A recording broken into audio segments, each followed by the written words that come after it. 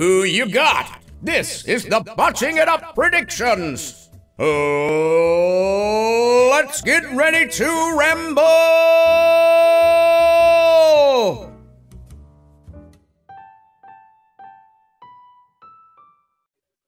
Okay, so this is the NXT TakeOver in your house predictions. Let's do it. Up and ready and willing. I got some breaking news I just saw immediately before we started recording this, that Adam Cole's contract runs out in like a month's time, and there's rumors he might bounce ship. No. I can't see that happening. I'm sure he's in negotiations right now, but that's pretty crazy. I'm sure he just wants all the news websites to have his name out there as a negotiation tactic. You would think that a guy like Adam Cole would have already secured about a year ago into a new contract. Yeah, it's a weird one, isn't it? But I think he's there for life now. We might have to take a pay cut though, considering current circumstances. Not only that, but I've heard Johnny Gargano, Candice LeRae, and Io Shirai might be jumping up to the main roster. I also heard Chelsea Green, for some reason, is going up to the main roster, and Djokovic, they want on Raw. A big swill of people going up for no apparent reason to sort of fill the bodies. Out of all of them, Johnny Gargano's a bit scary. I feel like he will not be used right on the main roster. I can see Gargano as the third member of that Cedric Alexander Ricochet team within a month. Ugh. My biggest prospect for NXT right now is Io Shirai. I think she's really, really good in like everything: charisma, presence, ability. I think she's got it all. Do you know what I really love that they've only started doing with her? They are letting her do her promos in Japanese. They've started to do it a little bit with Oscar on the main roster, but only in the last couple of months. I love it when people promo in their native language because it's so much more intense and so much more believable. Well, I've just got done watching NXT, and the women's video package was unbelievable. I thought. I assume this is what you're talking about, where she's acting like a warrior, you know, and she says, "Oh, I like being alone because when I'm alone, I can concentrate and be the best," or whatever. And she's surrounded by like a deep water, and it was such a cool image, and it actually looked like normal people TV. Usually, you get it a little bit tackier in wrestling. But in other places, I thought this episode also really lacked in build. I wanted to hear your thoughts. Yeah, there was a massive concentration on the final for the Cruiserweight tournament, which I was going to ask you about. I thought that was weird that that's not on TakeOver. That just happened on an episode of NXT. Yeah, I also thought this was really weird. So I didn't think of it potentially being on a TakeOver, although that makes a lot more sense.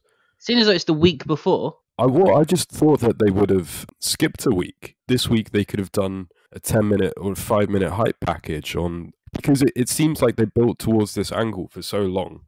And we called it on the podcast last week.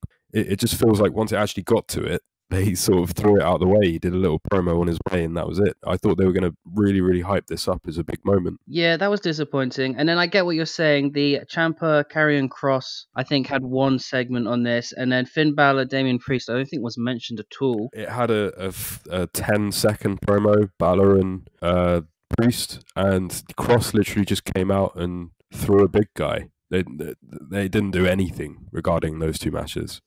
Which is disappointing because Finn Balor has been on fire over the last month. His promos are awesome. I'm loving it. He also hasn't been on TV for ages, though. And then right at the end of the episode, we just got a 6-man tag thrown together.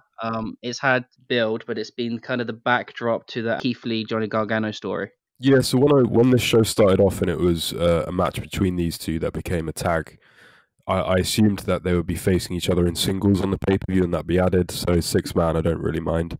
I did think that getting Keith Lee and Johnny Gargano out in civilian clothes and having them just sort of play an angle after the women's match had finished was a really nice build. And that was the confusing thing with the show for me.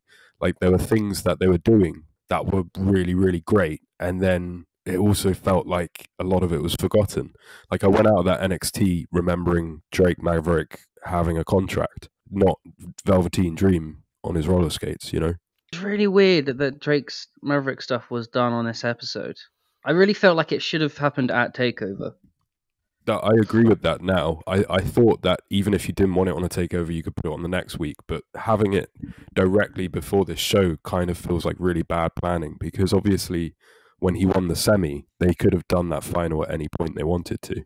All right, let's get into this thing. So let's start with that 6-woman tag match. Mia Kim, Shotzi Blackheart, and Tegan Nox versus Candice LeRae, Dakota Kai, and Raquel Rodriguez. I don't know some of these. I did know last week, I really like the Dakota Kai, Raquel Gonzalez dynamic. I think that they're a great sort of Shawn Michaels Diesel thing. I think that's going really well. I don't know Shotzi Blackheart, and I've only ever heard of Tegan Nox. Yeah, so this match really boils down to the Mia Kim, Candice LeRae story. So I feel like they're going to be the feature of this match. Yeah. I mean, I'm not that invested in anyway. I mean, I'm going to pick Candice LeRae just because that ties into my later pick. I'm also picking Candice LeRae because it ties into my later pick. Brilliant. Candice LeRae is a lot more interesting since she went heel, which is the opposite of her husband, Johnny Gargano. It should be okay. I'm quite confused as to why they put this on the show. They spent a long time building up the number one contenders for the tag titles today. Also had another gimmick with the tag titles, and they spent such a long time with the Cruiserweight Championship. I'm not really sure why they went this way, but there you go. Yeah, it would have been fun to maybe have the first defense for the Cruiserweight Championship. Maybe someone else that was strong in the tournament, just as the opener. I know we're on to the official predictions now, but even taking away from the Cruiserweight stuff, they finally got a number one contender for the tag champs, but nothing of that on the show, as far as we know. But whatever, man. It should be an okay match. I assume it's going to be a starter match. Yeah, I think so too. So let's go on to Finn Balor versus Damian Priest. Who you got? I've got Damian Priest, because from what I've seen, this match has had quite a lot of build, and I'm expecting it to go a series as opposed to a one-off. Balor has already stated in a promo that Priest hasn't really done much for a year, so I think they need to further his presence as a credible competitor and also continue the angle, which wouldn't work if they just give Balor the win immediately. I know you've been following this longer than me. You're into this match, right? I'm into Finn Balor. I'm not essentially into this story. I feel like this match could main event an episode of NXT. It doesn't deserve a spot on a takeover. And I've got to admit, I know I've come to NXT again recently, but I feel like a lot of these matches don't have a lot of build. Or is that just me? No, yeah, you're right. Only the two title matches have any build at all. Yeah, we get into it. But who you got? This was a tough one for me because I was thinking same as you, Damian Priest needs a little push. And Finn Balor can eat a loss because he's Finn Balor. But again, tying into my later predictions, I'm actually picking Finn Balor because I think he's such a massive draw. He needs to be involved in a bigger story, and I think something else is going to be kicked off in the next couple of months. Oh, okay. Cool. I've also got that somewhere. There's a lot of potential alleyways for me on this show in which things are going to intermingle. That's the fun thing with NXT. Always when you're looking at shows, you're thinking a couple of months ahead. It's not like that with any other wrestling product. No, I can quite clearly see from their show that when they invest themselves in something, they do it in an excellent manner. I thought that Cruiserweight match was great, and I thought it was executed to perfection. I just didn't understand why it was on the show, but it's quite clear that when they invest themselves in something, it really turns into a quality product. Yeah, so let's talk about Ciampa versus Karrion Kross. Again, this was the one, I don't understand where this has come from. I was wondering if you could let me know, actually, that it doesn't seem to be any story. It just came out of nowhere, didn't it? It felt like let's give Karrion Kross a really important match just to get the ball rolling with him. And Ciampa wasn't doing anything, so they paired them together with like 3 weeks. I mean, even with 3 weeks, you could have put a solid build in, but I think they were only on 2 of those shows in the last 3 weeks. Well, I'm going to assume this is NXT's attempt to skyrocket Kross straight to the main event. Obviously, my opinion, Kross needs to win this. It's his first proper match, and I think he's probably going to be in the main event scene within a couple of months, and then a couple of months after, he'll be straight into WWE in kind of the same way that Samoa Joe was in and out pretty quick, won the championship, dropped it and left. Yeah, that could happen. He's definitely got the size, the build, and the wrestling experience to jump straight to the... I heard Vince is really high on Karrion Kross and specifically demanded that he was brought in under any circumstances. So I think that Karrion Kross got a pretty big contract, He's one of the few guys that Vince really wanted from the Indies and demanded people go pick him up and make him offers. So he's got the golden ticket right to Yeah. the top. Right. I love Ciampa though, and he's another one that's been rumored to move up to the main roster fairly soon. So I could see him maybe just treading water until that happens. A lot of these guys on this show, I feel like, are treading water until they're moved up. I mean, the whole WWE are treading water at the moment, aren't they? Yeah. Until they can get a crowd. I'm going to go with Cross as well. It just makes logical sense. I reckon this might be quite a quick one. All of their interactions so far have been fairly quick. Yeah, good point. I think that'd be pretty crazy to give Ciampa the win here. It'd be weird, wouldn't it? You'd really stunt Cross's momentum straight from the gate. But yeah, really poor build-up. Even this week, Cross just coming out and throwing Bronson Reed across the ring and then saying something about how he's coming for Ciampa. Just really bad. Well, not bad, but just like blasé. There's nothing going on. Nobody's interested, and it's so short, it's instantly forgotten. All right, let's talk about my boy Keith Lee versus Johnny Gargano for the NXT North American Championship. I think this could be really good. I think this could be match of the night. I haven't enjoyed the build I've seen, apart from just Keith Lee being given something terrible and making it great regardless. But I expect both the guys to work to the best of their capacity. I'm expecting like a 50-50 match where both guys look strong throughout and it just comes down to the last couple of seconds. I'm really scared there's going to be shenanigans because the whole story... I think they're getting the shenanigans now out of the way in that 6-man match. Okay, I hope so. Because the whole build has really been like the double date situation with their lady friends. And I think these two could just put on a fantastic match. That's just what I want to see. Yeah, I really hope that happens as well. I'm a big fan of Keith Lee. Never really truly been into Johnny Gargano, but I get like the talent that he has. I really liked Gargano when he was the champion, but he still felt like the underdog versus Undisputed Era. I think that was early last year. That was great storytelling. I just don't think he suits being heel at all. It just doesn't work, does it? And I don't even think he's very good at it. No. But I love him, and as face, he's one of the best on NXT. Gargano's done pretty much everything in NXT. I've looked him up. He's won like every championship. He's been around for a long time. I don't think he needs the belt again. I'm pretty sure Keith Lee won the North American Championship pretty recently, didn't he? Yeah. Yeah, so I've got Keith Lee coming out of this, but both guys looking strong. I got Keith Lee only because I'm biased. Fair enough. It's one way I love a big man that can do a backflip. Oh, man, he looks great. He looked great at Survivor Series. He looks great on NXT. He was actually one of the few guys that brought me back into watching NXT Weekly for a while. I saw Keith Lee on Survivor Series on the main roster do the elimination match, and I decided to pick up NXT for a couple of weeks. The rumors are that Johnny Gargano is going to go up to the main roster, and what I would love to see is Karrion Kross win his match here and then go into a program with Keith Lee, and rather than just a silly couple of weeks build, that has like a really good solid couple of months build. Karrion Kross wants to go after the first championship, and Keith Lee, even though he can do all this backflips and show offy stuff, he has just a proper mat wrestling match with Karrion Kross. That'd be fun. I think that would be cool, and I think that would be the best outcome for Kross. Because they should be careful of Kross right now, because they're in dangerous territory of making him sort of either overshoot or undershoot and come off with negative energy going on, you know. They really need to position him in the right way, because obviously they're not going with the normal monster squash route. They've gone straight into a match with Ciampa, so now he's already playing with the big boys, so they need to book him carefully, I think. And what bigger boy than Keith Lee? Yeah. Hey. I see bright things in Keith Lee's future. He's got everything. He like you said, he can do backflips, he can do comedy, but then he can flip a switch and become the most serious guy in the room, you know? He's definitely a guy Vince will love. Yeah, I hope so. I could definitely see a future where Big E has done a heel turn and we get Big E versus Keith Lee. I hope they don't turn Keith Lee into another Brodus Clay. You never know with Vince, I suppose. Anyway, let's talk about this co-main. So it's for the NXT Women's Championship, a triple threat. Charlotte Flair walks in the champion versus Rhea Ripley and Io Shirai. Mixed feelings about this. For me personally, I think this could steal the show and be match of the night.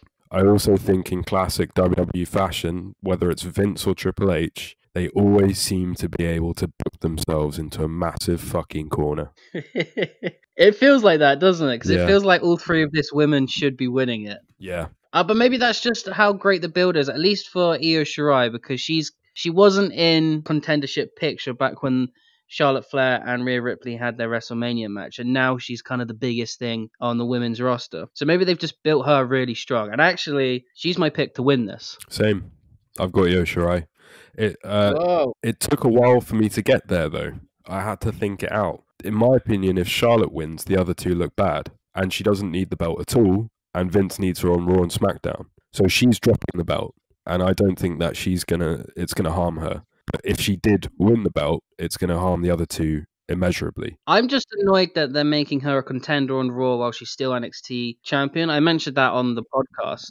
Yo, she's not just NXT. She fought Bayley on SmackDown 2 weeks ago. She fought Asuka on Raw this week. She's regularly going up against both of the other champions. Yeah, that's what I mean. So let's just take her out of the NXT division. She doesn't need to be there. Although I have heard online some people are predicting Rhea Ripley to win, and then for the Flair Rhea Ripley feud to continue down the line. Well, I've got a slightly different take on it. So I think if Ripley wins, it makes Shirai look bad, who's, in my opinion, gained the most momentum from this and never quite gets the win. She had a match against Charlotte a couple of weeks ago, which was great, and just lost, like, by a split of a hair. However, I also think Ripley also badly needs a win. So I can either see Charlotte getting taken out in the match at some point so they can concentrate on Ripley or Shirai. I personally think the way they might go with it is Shirai winning while Ripley starts like a blood feud with Charlotte. It gives a reason to put the belt on Shirai without harming Ripley. It gives Ripley some momentum in getting back on a sort of grudge match against Charlotte. Yeah, but I just don't know if Charlotte needs a program in NXT. I really think you've got to do something with Charlotte, though, because Charlotte, I think the whole reason that she came to NXT was because they didn't know what to do with her anymore. But even before she was on all 3 shows a week, it felt like she'd already done anything, and it felt like when she was wrestling that she was bored, which meant we were bored. She's already somehow gotten to that Randy Orton level, you know, where he's just kind of there because he's done everything. That's because she wins too much. Once someone wins too much, they become boring. Yeah, but they've gone over the top now. She's won so much that if she lost, people would be like, what the fuck, but not in a good way. I don't know. I would like her to lose this match. That keeps Rhea Ripley strong. And if Charlotte Flair eats the loss, then you can have the Flair-Ripley feud continue and Io Shirai can go off against Candice LeRae or someone like that. I'll be pretty pissed off if Charlotte isn't the one pinned. I got a feeling it's going to be Rhea Ripley that gets pinned. Well, that would make sense because they've already done the same thing with Shayna Baszler. They get an amazing female talent who looks badass and then they just fuck her up within a matter of months. Just personally, I think Charlotte Flair doesn't add anything to NXT, and if anything, I think she's taking the spotlight off some women that are really awesome. But Charlotte is one of those women that she would benefit so much right now from going to another company. Yeah. Well, she was sent down to NXT, much like Finn Balor, to try and give them some star presence, but NXT regularly is failing with the ratings against AEW, so I feel like this whole experimenting, sending your best stars down there, doesn't need to be happening. I thought that they were brought down to freshen them up. I thought Finn Balor was getting pretty dull and Charlotte was pretty dull, so they sent them down to NXT in the same way like a wrestler would go to a different territory. Yeah, it's a mixture of both. Finn Balor didn't have anything to do on the main roster, but also he's a huge name. Because a lot of these send-downs happened right when the Wednesday Night Wars kicked off. Sure. So it's a mixture of both. I don't know. We'll see. Flair versus Rhea Ripley in a blood feud could be really fun if we take the belt off them and give them a different angle to look at. Ripley needs a rematch and Ripley needs a win. But I could also see Rhea Ripley versus Io Shirai being a fun story down the line too. Ripley needs something. Like when she came back and when she's teamed up with Shirai and when she's come out in angles, she seems like an afterthought. She looks like Shirai and Charlotte stare at her and then go back to fighting each other, you know? She just seems like the third wheel, which is really confusing and weird considering that she lost the championship against Charlotte. If anything, Io Shirai should look like the third wheel, but there you go. Okay, so our main event is a backlock brawl for the NXT Championship. Adam Cole versus Velveteen Dream. If Dream loses, he can no longer contend for the championship while Cole is still champion. Why is this a last chance match? Because they've had a few matches before and Adam Cole's sick of giving him matches. I had a look. This must be on NXT TV, right? I haven't seen them have a match for the championship on pay-per-view. Honestly, I think they've only had one title match that I know of. I think it's just a heelish thing that Adam Cole's gone to William Regal and he said, I'm not giving Velveteen Dream any more chances. Okay. This is my whole Finn Balor thing from earlier. I think this is going to bleed into a bigger storyline that Velveteen Dream. My pick is Adam Cole to win, and I think Velveteen Dream is still going to be feuding with him, but unable to contend for the belt. So he's going to help whoever's next. I had Adam Cole to win until this episode of NXT, and I've changed my pick to Velveteen Dream. Why is that? I never thought Cole would lose this one despite the stipulation, because I thought that they wanted Cole on WWE TV, and they won't want that done until there's a live audience at like SummerSlam time. I didn't expect him to drop it until then. Then I watched the video package where Dream is sitting concentrating, and they're really building him up as like a underdog, while Cole's at restaurants, whining and dining, doing the bubblies, sitting in limos, joking around with his mates. And then they also tease like really weird stuff with the Samuel Shaw from TNA drawing like a picture of the Undisputed Era in a car with him. Oh, Dexter Lumis. Yeah. That's his new name. Yeah. I think he's going to be the next feud with Undisputed Era. Yeah, so what I'm seeing here is, I don't know how big Dexter Lumis is in NXT. I don't know whether he's like on a win-loss record or whatever. They're obviously building to Dexter Lumis having a problem with the tag team component of Undisputed Era.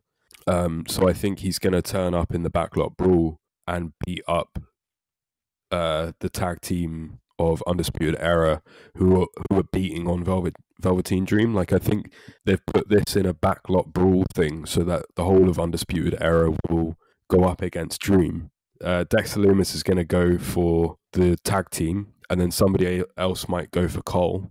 Cole's going to get distracted. Undisputed Era tag teams are going to get beat up by somebody else, whatever, and Velveteen Dream's going to steal the win. Because my main problem with this was the fact that if you take the belt off Cole, you've got nothing to have him do until he goes up to the main roster. If Cole was to go up to the main roster, I'd want the whole Undisputed Era to go as one thing rather than just him. But it feels like tag team component, at least, are sort of treading water at the moment as well. I saw they lost the championships. They lost to Breezango this week. It kind of feels like the whole lot of them are done with NXT. You know what I mean? Yeah. But obviously, the only thing stopping them from putting them on TV is they really want that big pop. So Dexter Lumis has had history with Velveteen Dream before they tagged against Undisputed Era. So I got a feeling he might be involved in this. I think this is going to be another one of those B-movie matches. I'm a bit worried. Yeah, I'm not looking forward to it, actually. I don't think it's going to be a good match. If it is a B-movie match, I think many shenanigans, or Undisputed Era will be involved. Dexter Lumis will be involved. My pick is, and this is real fantasy booking, I don't think it's going to happen, is that Adam Cole wins, Dexter Lumis starts going after the Undisputed Era, and then I think the biggest money match right now for NXT would be Finn Balor versus Adam Cole. Both of them are the longest running NXT champions of all time, and them clashing would, for me at least, be a dream match. Does Cole need the championship to face Finn, though? Or is that a nice little thing to get them both going for a while? True, I guess that could be a non-championship feud. That could work. Also, where you placing Priest in this? Yeah. It's an avenue that I really hope that they don't go down. But Dexter Lumis, he got like some sort of psychopath gimmick, right? Yeah, he's meant. He looks like Heinrich's son. Oh yeah. I hope that they don't do this, especially so quickly into Cross coming in. But another potential avenue for this is Dexter Lumis to be Cross's underling, and Cross just disposes of Ciampa, gets Dexter Lumis to beat up the Undisputed, and then costs Cole the championship. They could just have it done right there, month in. I'm not sure Karrion Kross should be up there with the NXT championship so quickly. I'd like them to see him do some other things first. I really do feel like they're trying to shot him up and get him out, though. Yeah, possibly. Like, I've never seen somebody go in, even like big guys that are famous on the indies, I've never seen them go in and just straight up do nothing for 2 weeks and then go into a feud with one of the main eventers of NXT. Joe had a massive push when he first came in. Surely Joe had a couple of squashes. I think he had a couple, yeah, but he went straight into a program with Finn Balor, like immediately. Yeah. While Finn Balor was at the top. But then they're probably going to do the Joe push with Cross. Yeah, you're right. I can see that happening. I don't know. I'm really not looking forward to this main event. I don't think it's going to be any good. And you know when they have like a a really bad, boring feud that nobody cares about, but then they have Hell in a Cell the next month. Yeah. So they put them in a Hell in a Cell. This feels like that, but there seems to be no reason as to why. You know more than me. Like, does the Velveteen Dream or Adam Cole have anything to do with backlot brawls? No, I think it's just an excuse for the whole of the Undisputed Era to be involved. When this match was first announced, I thought it was just a match, you know? Well, I've seen a picture of what the match is going to look like, and it's already been filmed. It is actually just a ring with headlights being used as lighting. Is it in the arena still? There's cars surrounding Oh, the it's ring. it's outside. No, it's literally outside in the backyard. No, I've missed that on NXT. When did they even announce that being a thing? They didn't. Last week they had William Regal say, "I'm going to find a location suitable for both of you," which is why I thought there might have been some sort of history to do with backlot brawls in these two, but apparently not. And then they mentioned it very quickly in passing this week for a couple of seconds. It's been a real heated rivalry, and it started before I came back to NXT. So I know there's real heat between these two. But as far as I know, there's no reason for it to be a Falls Count Anywhere backstage brawl. I don't know. It seems silly because these two could just put on a really great match in ring. I don't even understand. It's not like... it really confuses me, because if you go with the Hell in a Cell analogy, well, they have a Hell in a Cell pay-per-view. Even if you're pushing in a lukewarm feud to a Hell in a Cell, I get the fact that they need to, because they have that pay-per-view titled that. This is called In Your House. Like, it doesn't make sense from a feud angle. It doesn't make sense from a storyline angle. And it's not a gimmick that is really playing into any sort of theme. It just feels like the B-movie stuff is the hot new thing right now, and Triple H wants to go at it himself. Well, I think Triple H probably do a great job. I just don't understand why they're doing it with this match. Man, if you really wanted to shoehorn this match in, do a little bit more build on Cross Ciampa. Have them just beat each other up in the backlot brawl. There you go.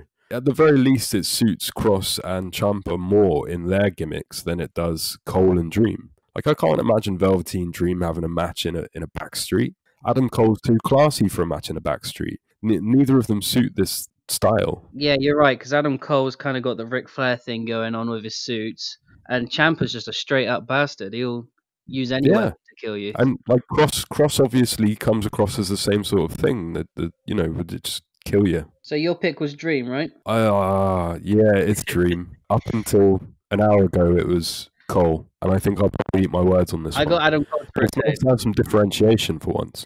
Yeah, we got a difference on two matches, which what's the other one? Change. It was Balor versus Damian Priest. Oh, right, you got Balor. Yeah, well, I'm just biased on that one, I think. Why did you pick Candice LeRae? Was it for the same reason as me? Oh, right, yeah. I picked Candice LeRae just because I think Keith Lee is going over in the North American match. Just classic WWE booking. The heels won on the go home show, so the faces are going to get the win at the pay-per-view. But I think to say face, I think these guys are still going to have a mixed gender tag match down the line. So I think you're going to have one from one team, one from the other team win, but Keith Lee needs to retain. A couple of weeks from now, they'll have their mixed gender match, and that will be the blow off of the story. Yeah, same thinking as me. It's not exactly creative stuff. It seems like a WWE type of thing to do. Well, I've got to say that I like the retro feel of it, and it's actually intrigued me a little bit just to have a name that's not just a name, you know? Like, obviously, we've got Backlash coming up in 2 weeks, and I thought for a second, hey, maybe we should do a special on the greatest Backlash matches. But then I realized that Backlash means nothing, like Vengeance or Unforgiven, you know? And isn't traditionally Backlash has always just been rematches from WrestleMania and not been as good? Yeah. I was meant to open this episode with this, and I completely forgot. But how good is the In Your House branding compared to the best match ever branding of Backlash? Yeah, it's a thousand times better. We're in a quarantine. What a fun name to bring back from history to use for just a one-off show. It's a really great idea. I love it. I think it's really cool. Well, anyway, there's our picks. I'm looking forward to this one. I'll watch it.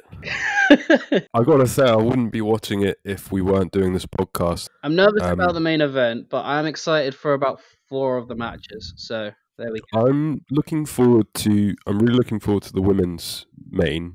I want to see what's going on with Karrion Kross. But apart from that, I can't say that I'm too interested with anything, and that's largely because of the build-up. So I wouldn't say I'm necessarily looking forward to this show, but hopefully it'll surprise me. Well, hopefully, because going by that, you're not gonna like this card at all. I hope that whatever I watch is better than the Cruiserweight final, which I really, really liked. Because if you've given me the Cruiserweight final for free, which I thought was perfectly well done, if you've given me Timothy Thatcher versus Matt Riddle, which I thought was amazing, and then you give me a lukewarm pay-per-view, then it defeats the point of free TV and pay-per-view. I thought that their pit match should have been at Takeover, but I think it happened early just because they wanted him to come up to the main roster. I think they're trying really hard against AEW. I think they're making excuses about bringing people up to SmackDown, or this just needs to be on free TV, pal. But I think a lot of it has got to do with getting these high-profile matches to put up on a Wednesday night. And I think WWE, despite whatever they say, is starting to actually get bothered by AEW beating them every single week in the ratings. Because they're putting on solid main events week after week. I think this is why these matches are on free TV, man, honestly. Because if I was booking this, I would have had that cage pit match on and the final of the Cruiserweight tournament on, and I would have binned off Ciampa versus Karrion Kross, given Karrion Kross just a jobber match with a local talent, and binned off this 6 women's tag, because that feels unnecessary as well. Well, by your thinking, Matt Riddle hasn't even actually turned up to SmackDown yet. His name was mentioned last week, but as far as I'm aware, he isn't booked for tonight. Maybe he'll turn up tonight, maybe he won't. But the point is, they could have easily delayed that a couple of weeks, and there's absolutely no reason why Matt Riddle couldn't have done this on the pay-per-view. Yeah, it would have been nice, wouldn't it, for Riddle to have his farewell on the takeover like so many others have before. Well, we'll discuss the fallout of it on next week's podcast. Hopefully you do enjoy it. I hope so. Like, share, and subscribe to keep it botched up, brother.